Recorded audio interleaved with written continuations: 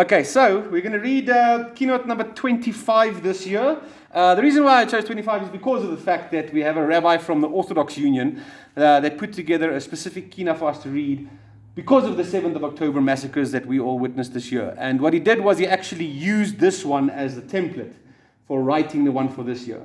So I thought, let's first read this one, the traditional one that's always read, number 25. And then after we've read 25, then we'll read the one specifically for this year. And this one on 25 is interesting. It's actually one that's written specifically regarding the Crusades that happened in Germany, specifically in the Rhine Valley. The three biggest communities that we had there in the Rhine Valley were in a place called Speyer, is the one city. Then Worms, spelled worms, is another city, Worms. And then the third one is probably the most famous one, is the city of Mainz. So in Mainz as well. So these were the three big communities that we had there in the Rhine Valley. Now, these were very well-known cities, and very important people in Jewish history lived in the cities. You guys know that I've quoted in the past some guys known as the Tosafists. So the Tosafists, they're like these commenters that commented on the Talmud and on the Gemara. Majority of our Tosafists come from the first city called Speyer. These guys were killed in these crusades. For example, there's one page of the Talmud where we got commentary from the Tosafists. Our tradition tells us they actually wrote the commentary that we have in our Talmud today the night before the crusade happened, and they were killed. Somebody escaped and kept that commentary, and we still have it today in the Talmud today. So Rashi's sons and grandsons, they were also Tosafists as well. One of his grandson, he's got a famous grandson called Rabbeinu Tam. You might have heard of Rabbeinu Tam before. We've quoted him quite a few times actually over the years.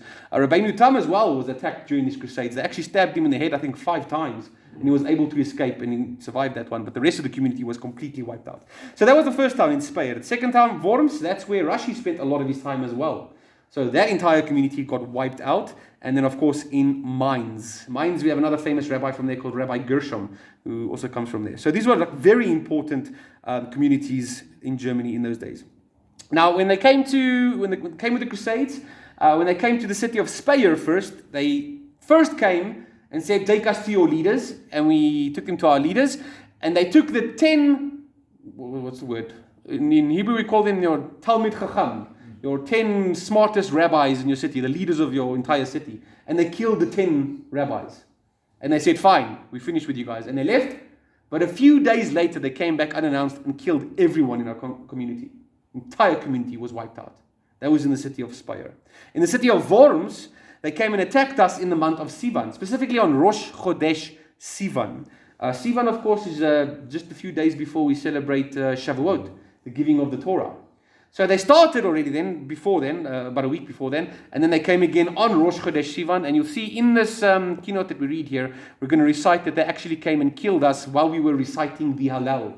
They came and killed us as we recited the Hallel. So other traditions say it actually happened on Shavuot itself. And that's why you'll see in this Kinnah, the poem that we're going to read, it's going to mention the fact that we were killed on the day that we received the Torah. The Torah was taken back to Hashem. Because remember, we are supposed to be like living embodiments of the Torah as well. So it's kind of like a full circle thing that we mentioned over there as well. All right, so this is specifically for the Crusades. And another interesting point is, when it comes to fast days, when we have all these horrible days that things happen to us, some people ask the question, why isn't there a specific fast day for what happened in the Crusades? A specific fast day for the Holocaust. We don't have a specific fast day for the Holocaust. We've got a memorial day for the Holocaust, but we don't fast on that day. And the reason for that is this very poem we have here. At the end of this poem, you'll see it'll talk about the fact that all tragedies that have happened and ever will happen to the Jewish people, there's only one fast day to remind us of all of them, and that is this day, Tisha B'Av. So Tisha B'Av functions as the fast day for every single one, including what just happened to our nation on the 7th of October. This then becomes the fast day for that calamity as well. Okay, so we're going to read this Kinnah 25, and then after we're done, then we'll read the special one that was written for this year as well. Right, everyone got it now? Yeah. Thanks, Carl. Technical guru, yeah. All right, so later when you guys do get home, you're welcome to go look through this poem again and see all the quotations from Jeremiah, Lamentations, Isaiah, Ezekiel, Psalms, and 1 Kings. All right, it goes as follows. And this is literally things that happened not so long ago. Remember, the Crusades was when? 1060 something, 1062, 1068, around there was when these Crusades happened. I think the Pope's name at that time was Pope Innocent. Ridiculous. All right. And, they would, at that stage, they would just randomly one day decide, today's the day we go and infiltrate all the Jewish areas and burn every book they have. And, I often, when we're studying the Gospels, and we're studying the New Testament especially, and we're asking questions about, I wonder what happened here, I wonder what this teaching was, where that comes from. We probably had these writings in Judaism in our communities at that stage. And they just completely burnt everything we had. This was before the printing press, right? So these were books that were written by hand, passed on from generation to generation for thousands of years, that they just destroyed for the sake of the fact that they didn't like the way, we didn't believe what they believed, kind of thing. All right, so this is how it goes. Would that my head were water and my eyes a fountain of tears, and I would cry all my days and nights for the corpses of my babes and infants and the aged of my community. I ask you to respond, O woe, alas, and weep a weeping, much weeping, for the house of Israel and the people of the Lord who have fallen by the sword. My eyes flow with tears, and I will betake myself to the fields to weep, and ask others, stunned and embittered, to join in my wailing. For the beautiful maidens and delicate lads, wrapped in their school books and led to slaughter, their bodies, rosier than rubies, sapphire and turquoise, were slung and trampled like mud in the streets.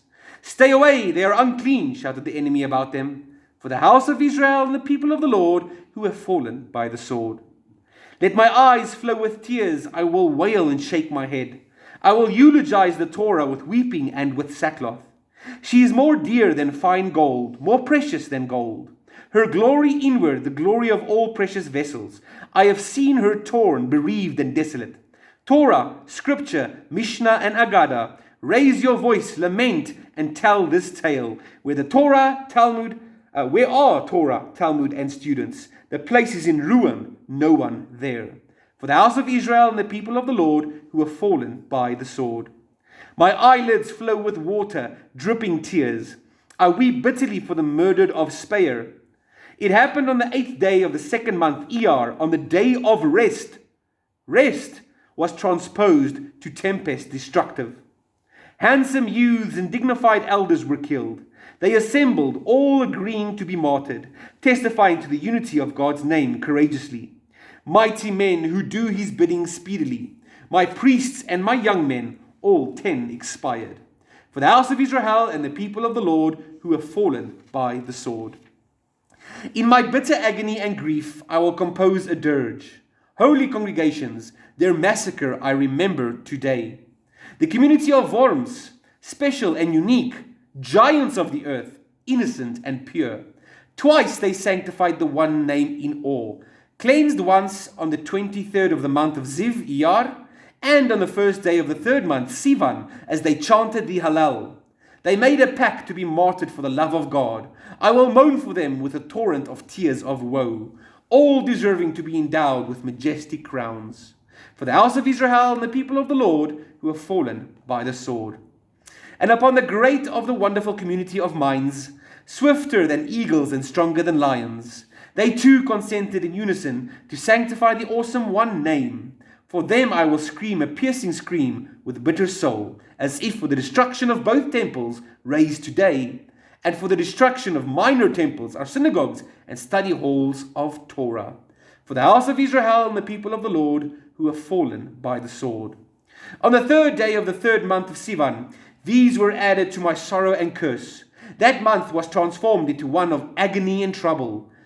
On the day the law was given, when I hoped to be spared in her merit, on the very day she was given, she departed, gone back on high to her original home with her containers and her pouches, those who searched her and studied her, her disciples and her students, in darkness as in light.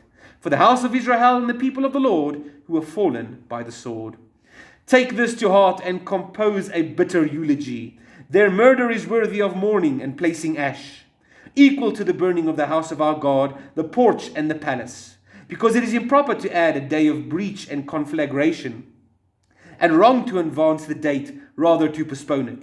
Therefore today, Tisha B'Av, I will arouse my grief and lament and wail and cry with bitter soul, with sighs weighing heavily from dawn to dusk, for the house of Israel and the people of the Lord who have fallen by the sword. For these I cry and moan moans, and summon the lamenters and wise women. Alas and alack, they all murmur, does any wound compare to my wound? Outside the sword murders, and indoors there is terror. My corpses, killed by the sword, lie strewn, nude and naked. Bodies lying like refuse for wild beasts and animals. Nursing child and aged man, lads and lasses, were teased by my oppressors and endured great shame. Where is their God, the rock they trusted in until death? Let him come and rescue and resurrect their souls. Mighty God, who like you forgives bundles of sins? You are silent and restrained. Why do you not gird yourself with fury?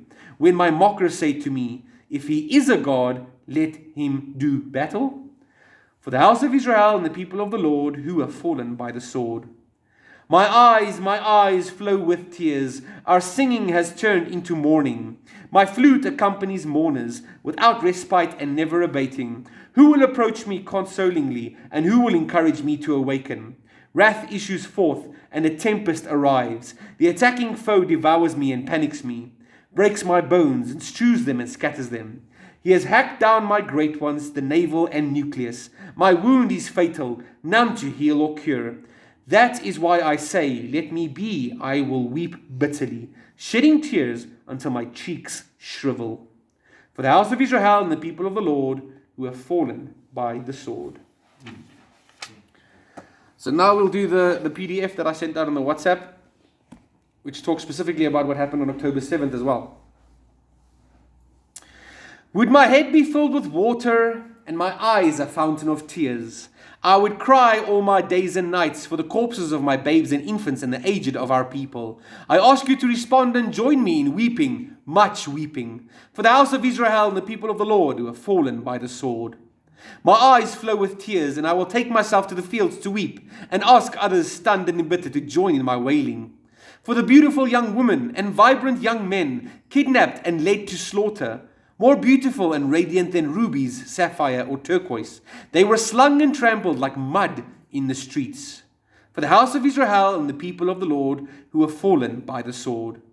For these I cry and moan. Outside there is murder, and indoors terror.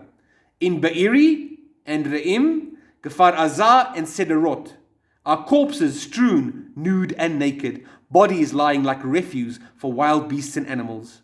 Nursing children and the aged, young men and women, tormented by our attackers, enduring great shame. For the house of Israel and the people of the Lord who have fallen by the sword. My eyelids flow with water, dripping tears. I weep bitterly for the murdered of Tzahal, Israel's defense forces. They assembled, risking everything to courageously battle for God's name and protect his people. The mighty who readily do his will. They were prepared to die for their love for their nation. I will moan for them with a torrent of tears, all of them deserving the greatest honor. While their families readily support their sacrifice with strength, for them I let out a piercing cry, along with our grief for the destruction of both temples raised today. For the house of Israel and the people of the Lord who have fallen by the sword. The festival of Simchas Torah was transferred into a day of tragedy. The day we had hoped to celebrate the gift of God's truth to our people. Instead, since that day our eyes flow with tears. We cry and shake our heads in disbelief. The nation of the precious Torah who pursue peace and a flourishing world are depicted as corrupt murderers by the world around us. The light unto the nations dwells in darkness. For this we certainly mourn. For the house of Israel and the people of the Lord who have fallen by the sword. The enduring hatred for the eternal nation continues to grow, as our enemies plot to destroy and erase any trace of Israel. For this we mourn together with the burning of the house of our God. Therefore today, Tisha B'Av, I will arouse my grief and lament and wail and cry with a bitter soul, my sighs weighing heavily from dawn to dusk, for the house of Israel and the people of the Lord who have fallen by the sword. It's not very often that we get to read these Kinnot and actually have an image in our mind of how it looks like when these things actually happen.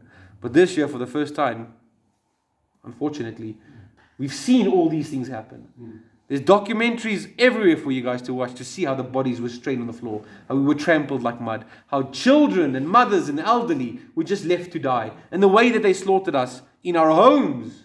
It's absolutely unbelievable. And it's not the first time it's ever happened. So today is a day of mourning, and I think that makes it so much more real for us. So